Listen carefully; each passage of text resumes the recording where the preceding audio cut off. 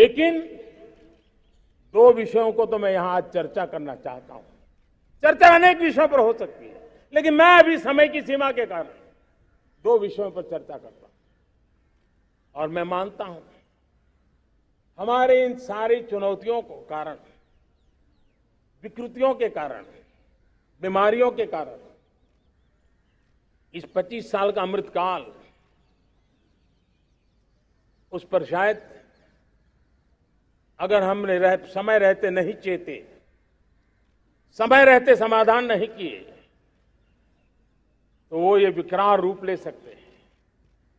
और इसलिए मैं सबकी चर्चा न करते हुए दो पर जरूर चर्चा करना चाहता हूं। एक है भ्रष्टाचार, दूसरा है भाई भतीजावाद, परिवारवाद। भारत जैसे लोकतंत्र में जहां लोग गरीबी से जूझ रहे हैं,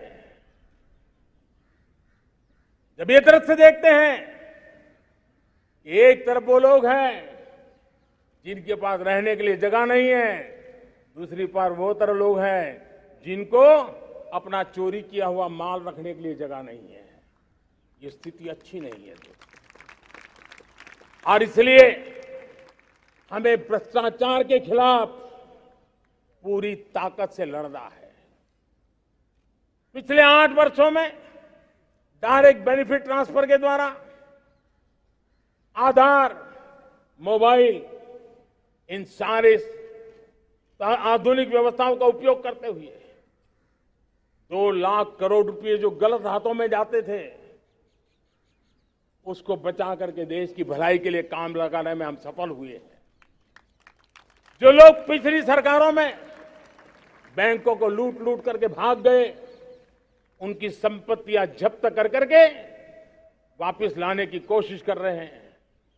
कईयों को जेलों में जीने के लिए मजबूर करके रखा हुआ है।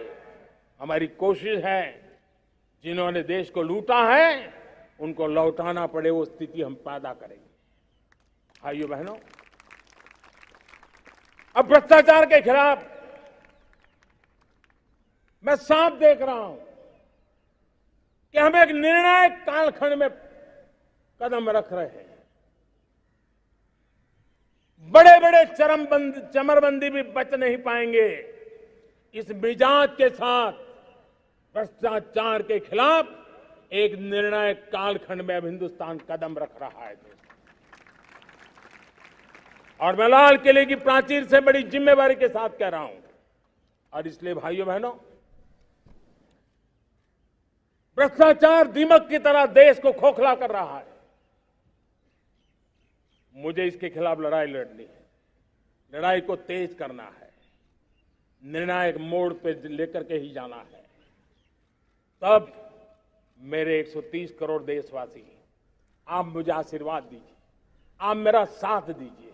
मैं आज आपसे साथ मांगने आया, आपका सहयोग मांगने आया हूं, ताकि मैं इस लड़ाई को लड़ पाऊं, इस लड़ाई को देश जीत पाए और सामान्य नागरिक की जिंदगी भ्रष्टाचार ने तबाह करके रखी हुई है। मैं मेरे इन सामान्य नागरिक की जिंदगी को फिर से शान बान शान के लिए जीने के लिए रास्ता बनाना चाहता हूं। और इसलिए मेरे प्यारे देशवासियों, ये चिंता का विषय है कि आज देश में भ्रष्टाचार के प्रति नफरत तो दिखती है, व्यक्त भी होती है, लेकिन कभी कभी भ्रष्टाचारियों के प्रति उदारता बरती जाती है। किसी भी देश में ये शोभा नहीं देगा। और कई लोग तो इतनी बेशर्मी तक चले जाते हैं कि कोर्ट में सजा हो चुकी हो, भ्रष्टाचारी सिद्ध हो चुका हो, जेल जाना तय हो चुका हो, जेल गुजार रहे हो, उसके बावजूद भी उनका महिमा मंडन करने में लगे रहते हैं, उनकी शान शौकत में लगे रहते हैं, उनकी प्रतिष्ठा बनाने में लगे रहते हैं। अगर जब तक समाज में गंदगी के प्रति नफरत नहीं होती है, स्वच्छता की चेतना जगती नहीं है। जब तक भ्रष्टाचार और भ्रष्टाचारी के प्रति नफरत का भाव पैदा नहीं होता है, सामाजिक रूप से उसको नीचा देखने के लिए मजबूर नहीं करते, तब तक एक मानसिकता खत्म होने वाली नहीं है। और इसलिए भ्रष्टाचार के प्रति भी और भ्रष्टाचारियों के प्रति भी हमें बहुत जागरूक होने की जरूरत है। दूसरी एक चर्चा मैं करना चाहता हूं, भाई भतीजावाद। और जब मैं भाई भतीजावाद, परिवारवाद की बात करता हूं तो लोगों को लगता है मैं सिर्फ राजनीतिक क्षेत्र की बात करता हूं। जी नहीं, दुर्भाग्य से राजनीतिक क्षेत्र की उस बुराई ने हिंदुस्तान की हर संस्थाओं में परिवारवाद को पोषित कर दिया है। परिवारवाद हमारी अनेक संस्थाओं को अपने में लपेटे हुए है और उसके कारण मेरे देश की टैलेंट को नुकसान होता है, मेरे देश के सामर्थ्य को नुकसान होता है।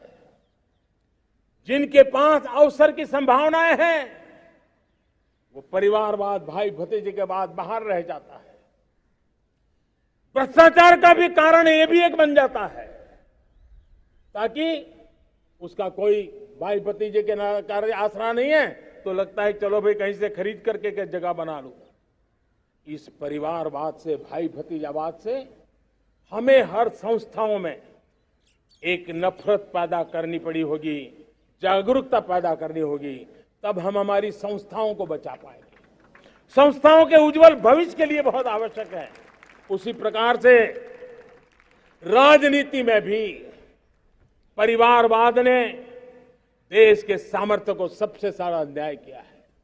परिवारवादी राजनीति परिवार की भलाई के लिए होती है, उसको देश की भलाई से कोई लेना देना नहीं होता है। और इसलिए लाल किले की प्राचीर से तिरंगे झंडे के आन बान शान के नीचे भारत के संविधान का स्मरण करते हुए मैं देशवासियों को खुले मन से कहना चाहता हूं, आइए हिंदुस्तान के राजनीति के शुद्धिकरण के लिए भी, हिंदुस्तान की सभी संस्थाओं के शुद्धिकरण के लिए भी हमें देश को इस परिवारवादी मानसिकता से मुक्ति दिला करके योग्यता के आधार पर देश को आगे ले जाने की ओर बढ़ना होगा। यह अनिवार्यता है, वरना हर किसी का मन कुंठित रहता है कि मैं उसके लिए योग्य था, मुझे नहीं मिला क्योंकि मेरा कोई चाचा, मामा, पिता, दादा, दादी, नाना, नानी कोई वहां थे नहीं। ये मनस्थिति किसी भी देश के लिए अच्छी नहीं।